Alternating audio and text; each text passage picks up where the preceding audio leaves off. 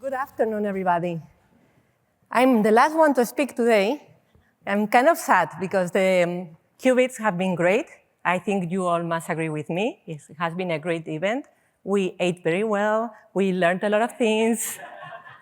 So we're sad, but we'll be leaving today very inspired and reassured that what we're doing is also being done by a lot of people and we are in the right path. So let's start. My presentation is called GMV Leading D-Wave to Space. I will first present what is GMV because even though for me GMV is very famous, I mean I've been working there for 16 years, but it is true, it's not like MasterCard. Everybody has a MasterCard in their pocket. But if you have a BMW, maybe you have some GMV technology in it. Then I will talk about the QUCO project. The QUCO project is the project that has let us learn a lot about quantum. And it's the project that has brought us here today. Then one of the use cases in the QUCO project was the quantum applying quantum to Earth observation planning. I will then present the results and some conclusions, and then we will look into the future on how we think GMV can use D-Wave in many space projects. So what is GMV? GMV was founded in 1984 by a professor. This is important because the values are still there. So this professor, he created this group called GMV, which stands for Grupo. Now I'm going to get nervous and I'm not going to get it. Grupo, oh my gosh, okay. Mecánica de vuelo, thank you, my teams. So flight mechanics. So it was pretty cool because it was a small group in an office and they were able to win a first public tender international from the ESA Space Operations Center. So that was in 1984, but by the late 80s, it already had 100 employees, and it needed to move twice because the space was always very small. Nowadays, the company president, she is a researcher. She's president of a company and a researcher. So we are very, very close to research and to university.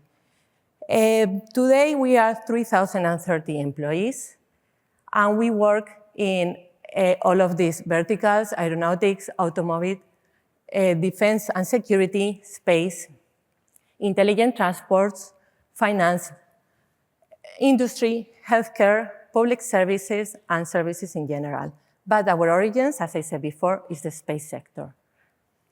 So we are in 12 countries, like I said, and we all came together 2 weeks ago at a stadium in Madrid, Atlético de Madrid Stadium, to celebrate our 40th anniversary.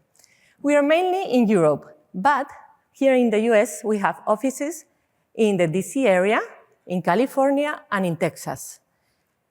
These services are supported by software development and cybersecurity in Bogota. If you have any doubt of what activities we do here in the US, you can ask my colleague, Jonas, who is sitting right on the front. So within GMV, we are in the Big Data and Artificial Intelligence division.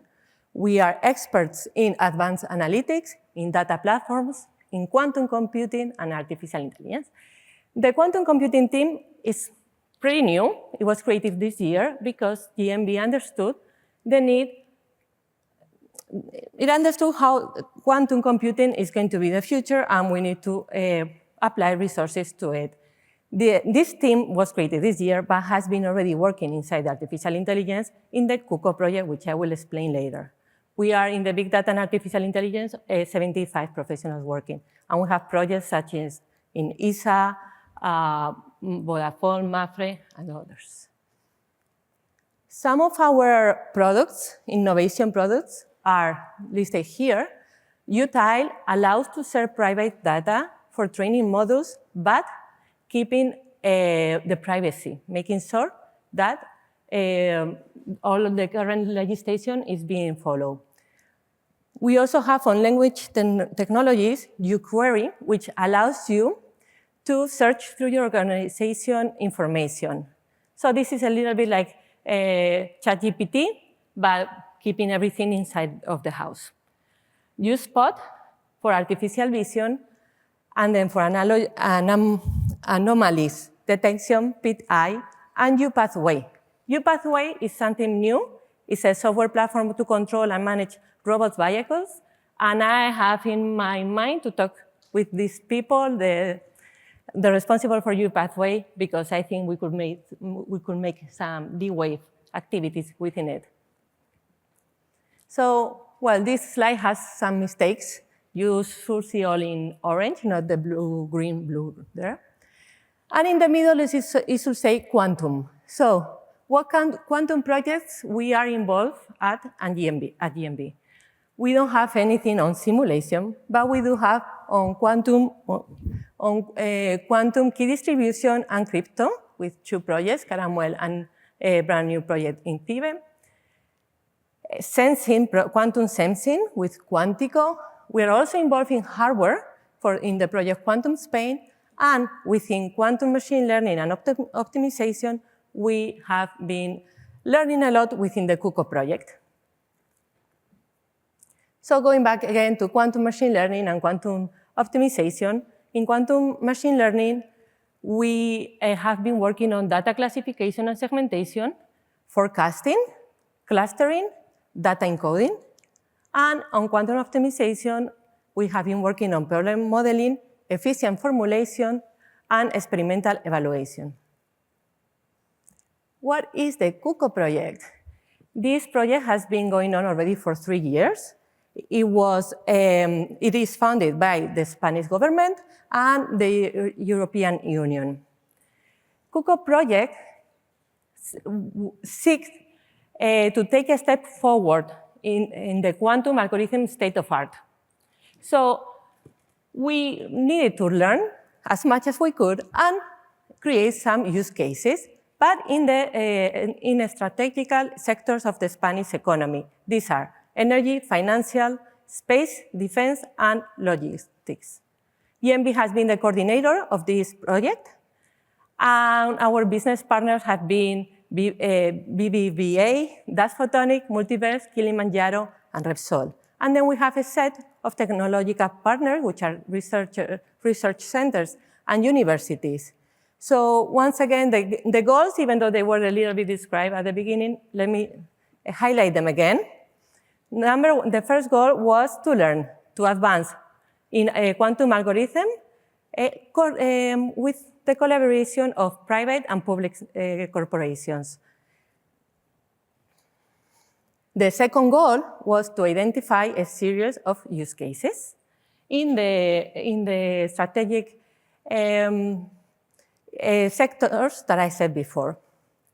Number 3 is one of my favorite ones, or is my favorite one, is to share between all of the companies. So we are not, here in this project, we were not like competitors. We were sharing information. We meet every month, and we discuss what we have learned. We also have workshops. If you search for QUCO project in YouTube, you will find a series of workshops. Some of them are in Spanish, but others are in English, and you can take a look at them. And the last goal was to position the consortium in a good position.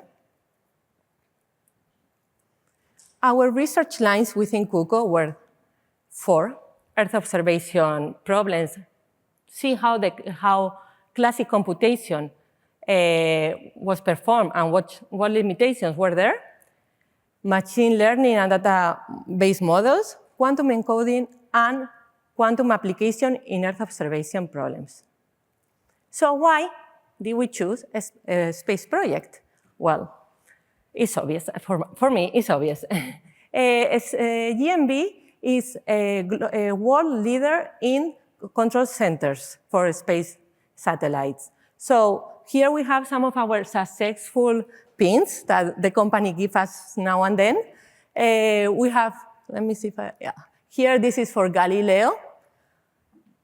This is Southpan, which is a positioning project for New Zealand and Australia. SpainSat, this is a military satellite. Then GNSS positioning for automobiles driving, like the Beamers.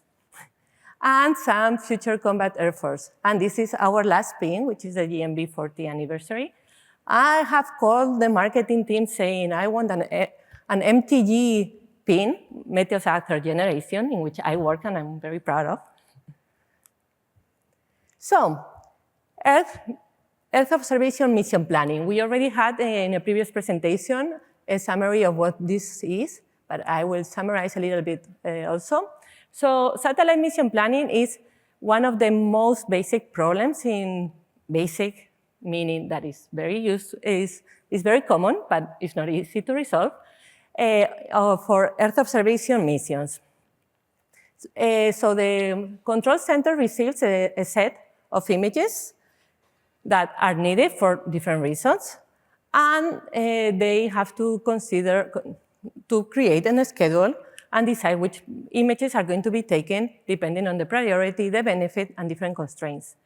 It involves optimizing the execution of satellite observation tasks by efficiently allocating satellite system resources. What kind of constraints do we have? Well, the data storage. You take the picture and you need time until you can download that picture. Also, the time that you need for the communication. The instruments incompatibility. Maybe your satellite has several images, several instruments, and you cannot use all of them at the same time. This is a simple version what we explain here because we only have one satellite in the example that we did, but when you have a constellation of satellites, everything explodes in the number of possibilities. We selected Spot 5. Spot is a series of satellites for Earth observations, and its goal, well, this series started in 1983, and its goal was to improve the knowledge of the planet and to manage resources, so in order to manage the resources of the Earth properly. We chose Spot 5 because it has two cameras, two high-resolution cameras, and the first two are geometric instruments. You have here the specifications, and a high-resolution stereoscopic imaging instrument. So how did we approach this problem? We first created the classical mathematical formulation, then we resolve it with the classical method, then we transform it to a quantum, check the results, and check other techniques. Okay, so this is in more details what we did. We have the Spot 5 dataset. This dataset is public, anybody can download it. We incorporated all of this dataset into our instance dataset, and we also created an instance, we reducted some instances, so we added extra.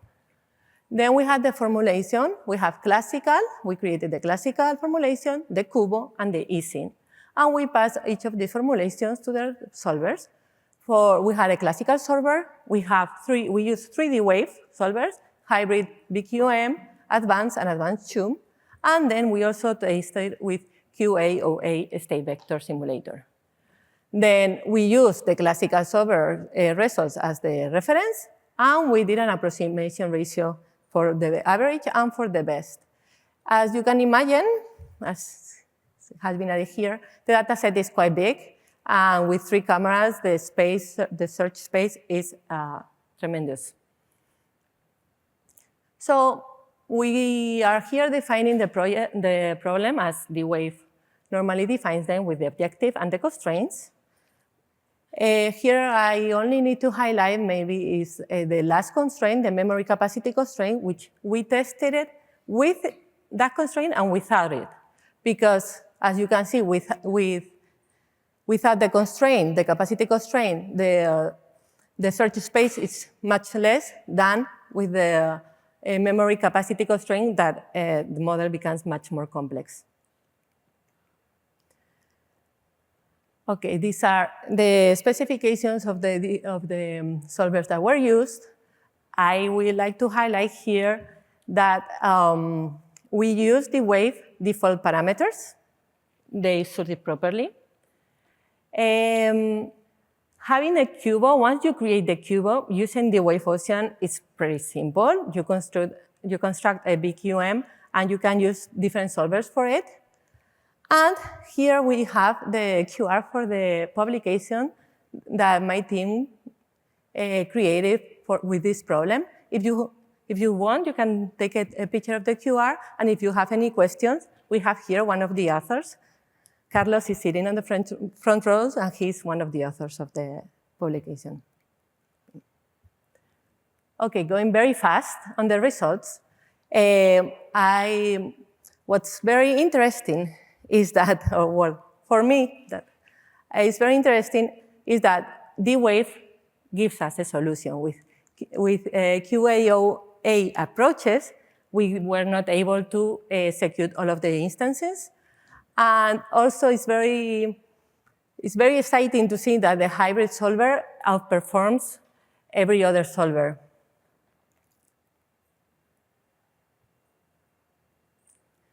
Okay. Our conclusions on the D-Wave hybrid, we love it. We think it's perfect for business right now.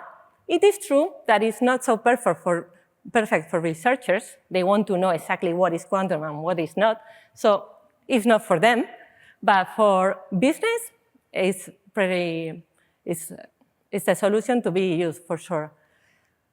The D-Wave quantum annealing, the advantage solvers, the team is very excited about the latest version. They think it's very promising. And we only have like a comment, which is obvious, but anyway, problems with a high number of variables interactions may be limited by the hardware. This can be solved by creating chains, but then that can cause reduction in the performance. QAOA, it's nice, but you have to wait way too long to be able to use it. And you cannot, and the hardware is very limited, you cannot use a lot of instances on it. So it's also closer to research than to business solutions. We keep on testing this and advancing on the state of art, but it's not for business right now. And general, well, choosing the right parameters is completely, it's very important. It influences the method. And it's also very important. I mean, D-Wave is very easy to use, but you need to have people that know how to create a good formulation of the problem. That can be D-Wave, or you can have them in your team. But yeah, so D-Wave is not plug and play. You need people that are able, data analysis, mathematics. General conclusions. With D-Wave, you can work at a lower level. You can also work at a higher level. So for the, of course, if you use the hybrid, then the lower level is less limited, but it's great you have both possibilities. It allows you to have quick access to the quantum resources. And it's for now, it's for real business solution right now.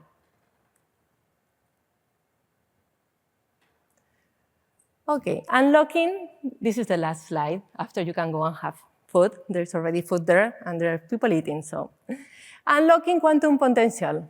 Okay, so I sometimes go a little bit fast on the presentation, so I didn't say that, I think I said I have been in GMV for 16 years, but I've been only in the quantum team for this year, since 2024. Before that, I have always been in the space sector, so when they chose me for this position, they thought, okay, a space sector is very important for us, and I came here and they were like, okay, now you need to find business for the quantum team. But I said, no, I think the business is in the house. We do have a lot of possibilities, a lot of projects in the space that we can go and still try to learn with them and hopefully then show it to ESA.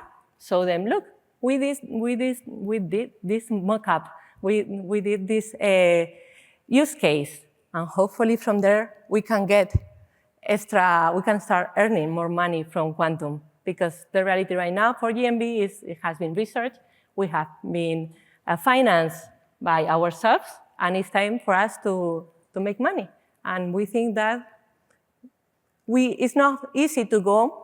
It has been said here before, you cannot go and say, okay, I'm going to do quantum on your solution. No, you don't have that. You have to go and find the problem. Find the problem and then say, look, I tried this with your problem.